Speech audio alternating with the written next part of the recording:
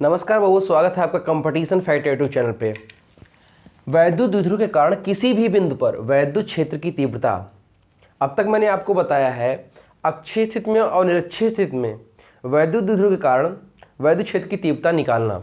लेकिन यहाँ पर देखिए कहा है किसी भी बिंदु पर, ना कि अक्षीय ना कि निरक्षीय, किसी भी बिंदु पर वैद्युत क्षेत्र की तीव्रता ज्ञात करना। चलिए देखिए कैसे निकालेंगे। मान लिया कि यह एक वैद्युत द्विध्रुव है, ठीक है। वैद्युत द्विध्रुव एक बना लिया मैंने। वैद्युत द्विध्रुव की क्वालिटी क्या है?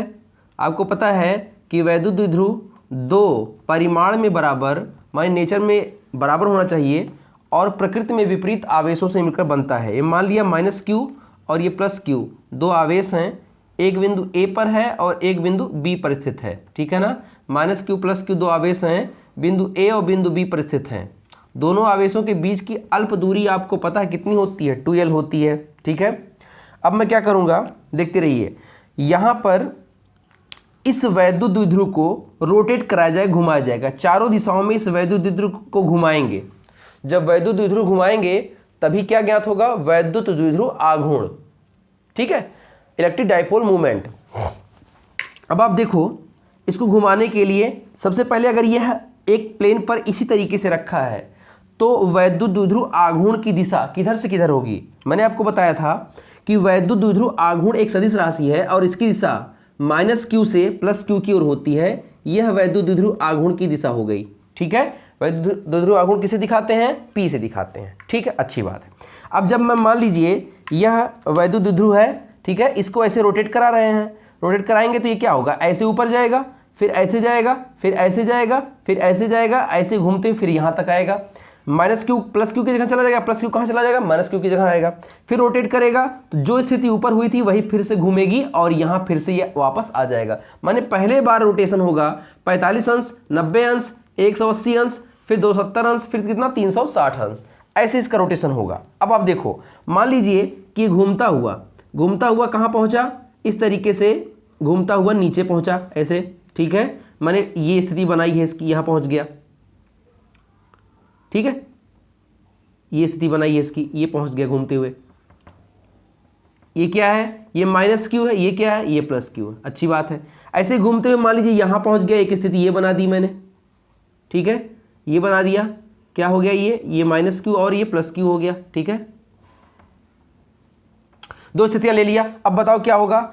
ये आपका -q चार्ज है, देखो, और ये +q है। जब ऐसे घूमेगा तो यहाँ क्या आ जाएगा? -q, ठीक है, और यहाँ क्या आ जाएगा? +q आ जाएगा, ठीक है। ये कितना घूमा? ये मान लिया कोई पॉइंट है, ये पॉइंट है जो इनका बीच का पॉइंट है। क्या पॉइंट है? ये O मान लिया। कैसा पॉइंट है? O।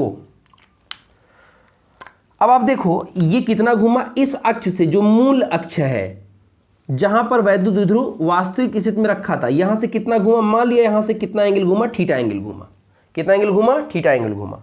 अब आप देखो, जब θ एंगल घूमा तो इसी अक्ष पर अगर हम आगे की ओर, अक्ष पर ही आगे की ओर एक रेखा खींचें, ये देखो ध्यान से, इसी अक्ष पर आगे की ओर रेखा खींचे तो क्या होगा? ये अक्ष की दिशा में तो होगा। ये क्या होगा? अक्ष की दिशा में, जिस अक्ष से ले जा रहे हैं, इस अक्ष पे ये घूमकर वैद्युत द्विध्रुव आया है। पहले ऐसे आया, फिर घूमकर ऐसे आ गया। इसी अक्ष की दिशा में मान लिया स्मॉल r डिस्टेंस पर कोई पॉइंट क्या है? P है, जहां हमको वैद्युत क्षेत्र की तीव्रता ज्ञात करनी है, निकालनी है, ठीक है। अब आप देखो, अगर बिंदु P पर वैद्युत क्षेत्र की तीव्रता निकालनी है तो यहां पर बिंदु P पर वैद्युत क्षेत्र की तीव्रता किस प्रकार ज्ञात करेंगे? ये देखिए, ये मेरी उंगलियों को देखिए, आप देख सकते हैं कि ये जो वैद्युत द्विध्रुव की दिशा दिखाई गई है और फिर जो वैद्युत द्विध्रुव की नीचे दिशा दिखाई गई है, ये दोनों एक दूसरे से 90 अंश के कोण पर हैं, ठीक है। अब 90 अंश कोण में है, जिसमें वैद्युत द्विध्रुव आघूर्ण का परिणामी क्या है? P। ये परिणामी की दिशा को व्यक्त कर रहा है। ये देखो A से B की ओर ये किसको व्यक्त कर रहा है? परिणामी की दिशा को व्यक्त कर रहा है। या O से B की ओर ये परिणामी की दिशा को व्यक्त कर रहा है। किसकी परिणामी दिशा को व्यक्त कर रहा है? वैद्युत द्विध्रुव आघूर्ण की परिणामी की दिशा को व्यक्त कर रहा है। इसका मतलब क्या होगा? इसका मतलब ये होगा कि O से P की ओर, O से P की ओर यह क्या होगा? वैद्युत द्विध्रुव आघूर्ण का एक कंपोनेंट होगा, एक घटक होगा। और O से ही ये जो A' और ये B' की स्थिति है, O से ही जो B' की स्थिति है, यहाँ पर भी इलेक्ट्रिक डाइपोल मोमेंट माने वैद्युत द्विध्रुव आघूर्ण P का क्या होगा, एक घटक होगा। क्यों? आप इसे उंगली देखिए, इस उंगली को अगर मैं सीधा कर दूं तो आप देख सकते हैं दोनों घटक कितने अंश पे है, 90 अंश पे। इसका परिणाम 20 से जाना चाहिए। अब इसी को थोड़ा तिरछा कर दिया, अब देखो यहाँ पे दोनों घटक 90 अंश पे दिख रहे हैं कि नहीं दिख रहे हैं, इसका परिणाम ये जा रहा है कि नहीं जा रहा है, ठीक है, एकदम सेम टू सेम कंडीशन है। अब आप बताओ यहाँ पर अगर इस वैद्युत द्विध्रुव आघूर्ण का वियोजन किया जाए तो अक्ष की दिशा में है, अक्ष की दिशा में जो घटक होगा वो क्या होगा, वो हो जाएगा कोण से लगा घटक। किसका वियोजन हो रहा है, वैद्युत द्विध्रुव आघूर्ण का, तो P लिखेंगे। और कोण देखो बेटा, ये कोण से लगा घटक है, ये परिणामी हो गया तो इस पर वियोजन नहीं दिखाएंगे, ये वियोजन दिखाया जाएगा और इस पर वियोजन दिखाया जाएगा। तो चूंकि ये कोण से लगा घटक है, मैंने पिछले वीडियो में बताया है और आपको हमेशा ही बताता चला आ रहा हूं और आगे भी बताऊंगा कि जब भी कोई घटक कोण से लगा घटक हो तो आंख बंद करके सीधे सीधे लिख देंगे उसे cos थीटा। तो ये कोण से लगा घटक है, ये क्या हो जाएगा, cos थीटा। किसका वियोजन हो रहा है, P का, तो आगे क्या लगा दिया, P लगा दिया। अब अगर एक cos मिल गया तो दूसरा क्या होता है, साइन। दोनों 90 अंश कोण पे टूटते हैं, ये cos हो गया तो ये क्या हो जाएगा, साइन। तो ये बेटा ये कौन सा घटक होगा, ये घटक होगा आपका कितना, P sin थीटा। ठीक है, क्या घटक होगा, P sin थीटा। अब आप देखो इसके बाद की बात कर लेते हैं। अब आप देखिए यहां पर P cos थीटा के कारण जो उत्पन्न वैद्युत क्षेत्र की तीव्रता होगी उसे हम रिप्रेजेंट कर दे रहे हैं E1 से। किसे रिप्रेजेंट कर रहे हैं, E1 से। ठीक है, अब आप देखिए जो कि P sin थीटा है, एक P sin थीटा है ना, क्या है ये, P sin theta. P sin theta के कारण जो उत्पन्न वैद्युत क्षेत्र की तीव्रता होगी, ठीक है, इसी के समांतर, ऐसे ही, ठीक है, ये इसी तरीके से, ये इसी के समांतर ही, ये इस तरीके से आगे बढ़ा रहे हैं, देखो आप इसके समांतर ऐसे आगे बढ़ाया जा रहा है। ये क्या होगी, ये मान लिया मैंने इसे रिप्रेजेंट कर दिया किससे, E2 से। किसे रिप्रेजेंट कर दिया, E2 से। ठीक है, तो ये E1 और E2 का बीच में क्या खींच सकते हैं, परिणामी खींच सकते हैं, बोलो हाँ कि ना, बिल्कुल खींच सकते हैं। तो E1 और E2 का रिजल्टेंट मैंने खींच लिया, बीच में परिणामी खींच लिया। ठीक है, अब आप देखो अगर परिणामी खींच लिया, थोड़ा सा इसको और अच्छे से बना दें जिससे आपको ये दिखाई पड़े, E1 हो गया। ठीक है, अब जब इसका परिणामी खींच लिया तो परिणामी को मिला दो, ये मिला दिया गया। ठीक है, अब देखो यहां पे थोड़ा सा फिगर और अच्छे से बनाने की कोशिश करते हैं, मार्कर सरकता है तो इसलिए थोड़ा टेढ़ा बन जाता है, कोई बात नहीं। अब आप देखो यहां पर ये परिणामी हो गया E1 E2 का, इसे किससे रिप्रेजेंट कर रहे हैं, E से रिप्रेजेंट कर, किससे रिप्रेजेंट कर रहे हैं, E से। मान लिया कि ये जो E1 से ये क्षैतिज जो घटक जा रहा था, E1 से परिणामी कितना एंगल बना रहा है, फाई एंगल बना रहा है, या अल्फा एंगल बना रहा है, अल्फा मान लो या बीटा मान लो, चलो फाई मान ले रहे हैं, एंगल बना रहा है। तो इस फाई जो कि झुकाव होगा वो कितना होगा, वो भी ज्ञात करेंगे। चलिए देखिए, अब जब ज्ञात करना है आपको पूरी तरीके से परिणामी वैद्युत क्षेत्र की तीव्रता का मान, तो परिणामी वैद्युत क्षेत्र की तीव्रता मान निकालने के लिए सर्वप्रथम E1 का मान निकाल लें।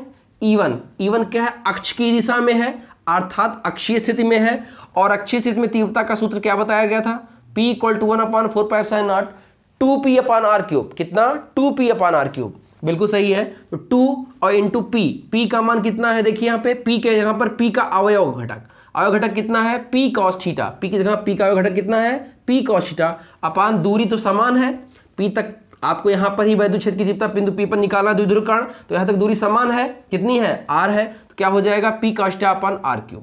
इसी प्रकार निकालें अगर हम निरक्ष पर, तो तीव्रता क्या प्राप्त होगी, E = 1/4πε0। ठीक है, निरक्ष पर क्या है, देखो यहाँ पर निरक्ष पर घटक क्या है, वैद्युत क्षेत्र की वैद्युत द्विध्रुव आघूर्ण जो P है उसका अवयव घटक कितना है, P sin थीटा।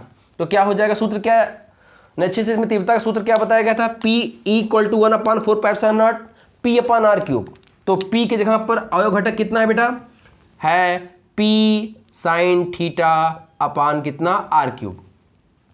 अब आप देखो यहां पर ये क्या है, ये अक्षीय स्थिति में निकाला गया है, अक्षीय स्थिति में ये क्या है, ये निरक्षीय स्थिति में सूत्र है जो कि आपको पता था, सिर्फ और सिर्फ P का मान रख दिया गया निरक्ष पे, P का मान P sin थीटा।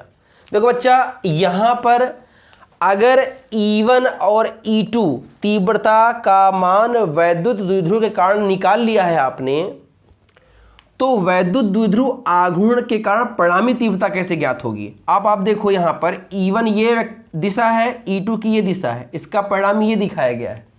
यह एक क्या है, यह एक पैरेललोग्राम है, समांतर चतुर्भुज। समांतर चतुर्भुज में अगर आप एक वेक्टर ये दिखाया गया, एक वेक्टर ये दिखाया गया और तीव्रता एक सदिश राशि, इसलिए इसे वेक्टर से दिखा सकते हो, दिशा दिखाना पड़ेगा। अगर दो वेक्टर दिखाया गया है तो इसका परिणामी समांतर चतुर्भुज के नियम से ज्ञात करने का सूत्र बताया गया है आपको, आपने पढ़ा होगा। क्या R इक्वल टू रिजल्टेंट में अगर दो वेक्टर A और B हैं तो उनका परिणामी R equal to A square plus B square plus 2ab cos theta मिलता है। बोलो हाँ कि ना? अच्छी बात है। अब R equal to under root A square plus B square plus 2ab cos theta, मतलब कॉस और A और B के बीच का कोण। भैया बताओ A और B, A की जगह पे E1 है, B की जगह कौन है E2, तो A और B के बीच कोण कितना है? 90 अंश है। कैसे पता 90 अंश? ये देख लो आप, ये इसी पे आया है वियोजन, 90 अंश का वियोजन ही आया है। तो यहाँ पे कितना हो जाएगा? कॉस 90। तो R इक्वल टू कितना मिल जाएगा बेटा? R equal to A square plus B square plus cos 90 का मान 0 होता है, तो पूरी वैल्यू कितनी हो गई? 0। तो परिणामी यहाँ से मिल गया E, अगर निकाला जाए E1 E2 का परिणामी तो E equal to under root E1 square plus E2 square. ठीक है, तो E इज इक्वल टू, देखो बच्चा, E is equal to E1 का मान कितना है? 1/4 pi epsilon not 2p cos theta upon r cube, इसका क्या हो जाएगा? होल स्क्वायर प्लस E2 की वैल्यू देखो कितना है? E2 की वैल्यू है 1/4 pi epsilon not p sine theta upon r cube, इसका क्या हो जाएगा? होल स्क्वायर हो जाएगा। अब आप देखो E इज इक्वल टू इसका होल स्क्वायर, इसका होल स्क्वायर, दोनों में 1/4 पाई एप्सिलॉन नॉट कॉमन है, देखो दिख रहा होगा, और p भी दोनों में दिख रहा होगा और r क्यूब भी दिख रहा होगा, तो कॉमन है, तो और उसका स्क्वायर भी है और उस पर अंडर रूट लगा है, तो कॉमन बाहर निकाल लो तो अंडर रूट के बाहर चला जाएगा। क्या बचेगा? 1/4 pi epsilon not p upon r cube under root में हो जाएगा 2 का स्क्वायर कितना? 4 कॉस स्क्वायर थीटा, ये देखो, प्लस यहाँ क्या बचेगा? केवल साइन थीटा, इसका स्क्वायर है तो sine square theta. E is equal to हो जाएगा 1/4 pi epsilon not p upon r cube. ठीक है, और यहाँ पे देख लो बच्चा, आपको पता होगा कि साइन स्क्वायर थीटा, यहाँ देखो sine square theta plus cos square theta क्या होता है? 1 होता है। तो बताओ अब यहाँ से साइन स्क्वायर थीटा बराबर निकालेंगे, प्लस में इधर जाएगा, माइनस में हो जाएगा 1 माइनस कास स्क्वायर थीटा। बोलो होगा कि नहीं होगा? बिल्कुल होगा। तो क्या मिलेगा? 4 into cos square theta plus sine square theta के जगह पर 1 minus cos square theta, E equal to हो गया 1/4 pi epsilon not p upon r cube, और यहाँ पर आप देखो ये प्लस में है, पहले लिख दिया गया 1, और 4 का स्क्वायर में से 1 का स्क्वायर घट जाएगा तो प्लस कितना बचेगा? 3 का स्क्वायर थीटा। ठीक है, यह वैद्युत क्षेत्र की तीव्रता का सूत्र है किसी भी बिंदु पर, वैद्युत क्षेत्र की तीव्रता का सूत्र है ये, जो कि यहाँ पे लिखा गया। आप कहोगे गुरुजी हम किसी बिंदु पर कैसे मान लें? कोई बात नहीं, मत मानिए, मैं एग्जाम्पल के तौर पे दिखा रहा हूँ आपको। देखो अक्षीय स्थिति पर सूत्र क्या होता है जरा बताओ? अक्षीय स्थिति पर सूत्र होता है E is equal to 1/4 pi epsilon not p upon कितना? r क्यूब, 2p अपान कितना? r cube. चलिए सूत्र में देखिए, इक्वेशन फर्स्ट में देखिए, अगर यही आ जाए अक्षीय स्थिति पर, यही आ जाए जो ऊपर लिखा है इस सूत्र में देखने पर, तो कह सकते हैं कि ये किसी बिंदु पर हो सकता है। तो देखो, तो अक्षीय स्थिति माने अक्ष की ही दिशा में, जब अक्ष पे ही जाएंगे, इसी अक्ष पर चल रहे हैं, तो इसी अक्ष पर कोण कितना होगा? बताया था मैंने, ऐसे चित्र बनाया था आपको, याद आ रहा होगा। इसी पर आगे बढ़े थे तो इस अक्ष पर बनने वाला कोण कितना था? 0 अंश।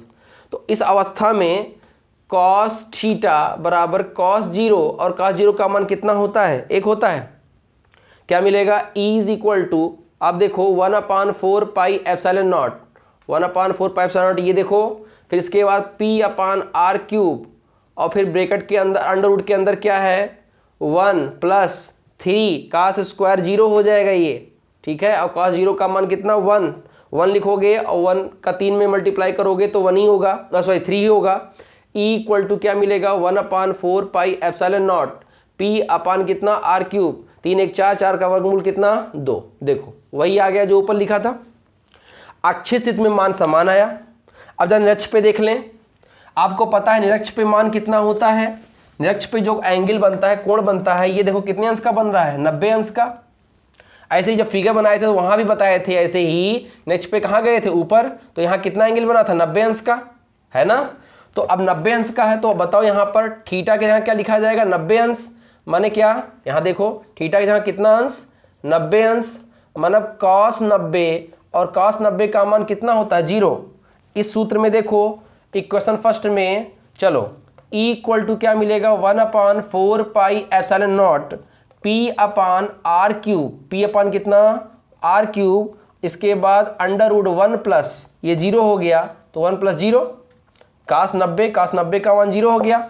चलो बताओ बच्चा, अब कितना हो जाएगा, E is equal to 1/4 pi epsilon not, एक का वर्गमूल एक ही होता है, तो P अपान कितना, आर क्यूब, निरक्षीय स्थिति का सूत्र मिल गया। इसका मतलब यह क्या है, यह एक व्यापक सूत्र है किसी भी बिंदु के लिए। जब अक्ष निरक्ष पर ये मान रखने पर दे रहा है वही सूत्र जो हम पहले ज्ञात कर चुके हैं, पहले निकाल चुके हैं, तो यह सूत्र क्या हो गया, व्यापक सूत्र हो गया किसी भी बिंदु के लिए। तीव्रता का सूत्र हो गया किसके लिए, वैद्युत द्विध्रुव के लिए, ठीक है ना। चलिए आगे बढ़ते हैं। अब यहां पर ये जो कोण है फाई, इसका मान कितना है, ये कैसे ज्ञात करेंगे, चलो देखो।